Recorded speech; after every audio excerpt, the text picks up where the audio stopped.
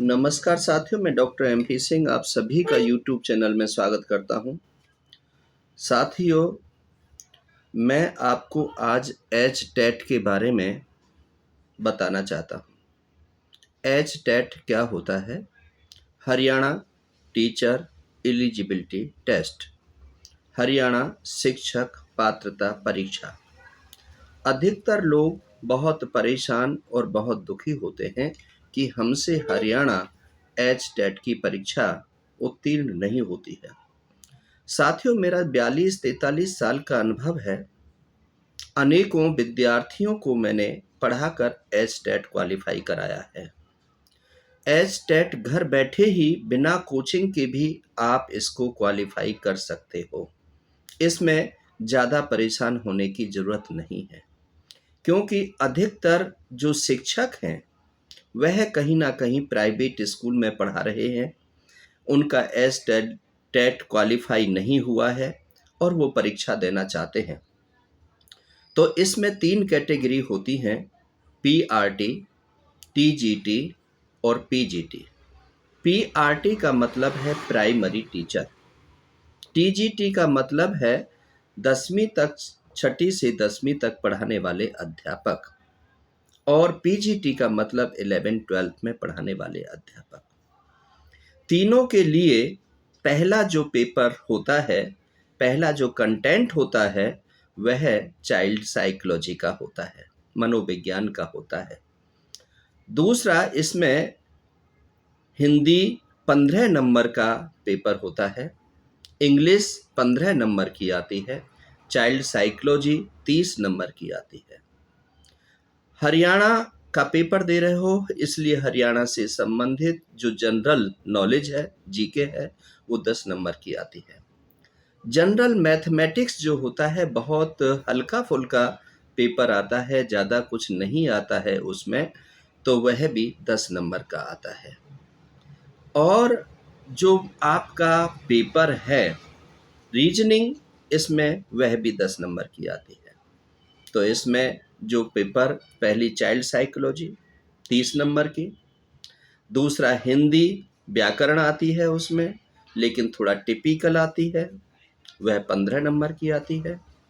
English जो उसमें grammar portion आता है, वो बहुत ईजी होता है, ज़्यादा टिपिकल नहीं होता, उसे आप आसानी से कर सकते हो। लेकिन जनरल मैथमेटिक्स जो है, वो बहुत छोटे लेवल पर आता है। जनरल मैथमेटिक्स में अंकगणित के सवाल, जो अर्थमेटिक है, उसके मोस्टली छोटे-छोटे क्वेश्चंस उसमें आते हैं। और रीजनिंग का डायरेक्शंस, रिलेशंस या एंटी क्लॉकवाइज, क्लॉकवाइज, बहुत छोटे-छोटे ऐसे प्रश्न आते हैं। लेकिन आपके लिए समस्या बनती क्यों है? आपके लिए समस्या इसलिए बनती है क्योंकि आप डीएड, बीएड जो करते हैं, वो नॉन अटेंडिंग करते हैं, या आपने जो पढ़ाई की है, वह भी नॉन अटेंडिंग की है, रेगुलर नहीं की है, डिस्टेंस से की है। इसलिए उस समय पर आपने पढ़ाई नहीं की, इसलिए 2-2, 4-4 बार परीक्षा देने के बाद भी आपका सीटेट और एचटेट क्वालिफ़ाई नहीं हो पाता है। इसलिए आपको कोचिंग की ज़रूरत होती है। इसको पढ़ने के लिए मेरी वेबसाइट है www.drmpsingh.in। मेरी वहाँ पर 36 पुस्तकें ऑनलाइन हैं। आप उसमें चाइल्ड साइकोलॉजी की बुक पढ़ सकते हो, उससे आपकी लगभग समस्याओं का समाधान हो जाएगा। जो टीजीटी का पेपर देने चाहते हैं, वो है अपने जो सब्जेक्ट आपने फ़िलअप किया है, वह छठी से 10वीं तक की जो एनसीईआरटी है, उसका अध्ययन करें, उसको गो थ्रू हो जाए। और जो पीजीटी का पेपर दे रहे हैं या देना चाहते हैं, वह 9वीं से लेकर के 12वीं तक की जो एनसीईआरटी है, जिस सब्जेक्ट को आपने पेपर में भरा है, उसकी एनसीईआरटी का अध्ययन करें। या जब क्लास में बच्चों को पढ़ा रहे हैं, तब मन से उनको पढ़ाएं। पहले उसकी तैयारी करें, फिर उसके बाद बच्चों में जा कर के उसे पढ़ाएं, तो उससे आपकी सभी समस्याओं का समाधान हो जाता है। यदि उसमें भी फिर आपको कोई परेशानी आती है, तो मेरा मोबाइल नंबर है 9810566553। मेरे से आप संपर्क कर सकते हैं। यदि आप हताश हो गए हैं, निराश हो गए हैं, आपके दिमाग में आ गया है कि मैं कर नहीं सकता हूँ, या आपने ये सोच लिया है कि मेरे से हो नहीं सकता है, तो मैं आपको वादा करता हूँ कि 1 महीने की कोचिंग के अंदर आपका एचटेट क्वालीफाई या सीटेट का जो पेपर है वो क्वालीफाई हो जाएगा। इसलिए आप हराश ना हो, आप निराश ना हो, थोड़ी सी हिम्मत रखें और थोड़ा सा अपने काम को मन से करें। जब आप किसी भी काम को ईमानदारी से करते हो, मन से करते हो, तो यह पेपर आपके लिए बहुत आसान हो जाता है। इसमें गलत तरीकों को अपनाने की ज़रूरत नहीं है।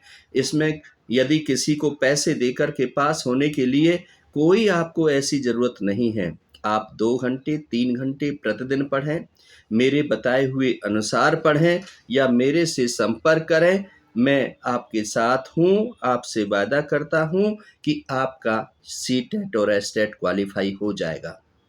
लेकिन साथियों, मैं फिर आपसे कहता हूँ कि पढ़ कर के ही हमें किसी चीज़ को हासिल करना चाहिए, और जो परीक्षा होती है वह परीक्षा सभी के लिए पहली बार जब कोई देता है तो थोड़ा मुश्किल होती है, लेकिन उसके लिए हम अपने दिमाग को पहले से तैयार करें और उसका जो सही तरीका है उस सिस्टम को अपनाएं, उससे संबंधित किताबों को पढ़ें, उससे संबंधित हम वीडियो को सुनें, उससे संबंधित हम उसका अभ्यास करें, अपने अंदर के डर को निकालें। तो साथियों, इन बातों के साथ में आप सभी को मैं शुभकामना देता हूँ, आपके उज्जवल भविष्य की कामना करता हूँ। आप यदि मेरी बातों से सहमत हैं और आपको लगता है कि यह वीडियो आपके लिए लाभदायक है और लोगों के लिए भी लाभदायक हो सकती है, तो कृपया उसको लाइक और शेयर करें और मेरे को निश्चित तौर पर कमेंट्स करके बताएं कि मैं आपके लिए कितना बेहतर सिद्ध हो पा रहा हूं और कितना अच्छा आपके लिए मार्गदर्शन कर पा रहा हूं। इन सब बातों के साथ आपका बहुत बहुत शुक्रिया, बहुत बहुत आभार।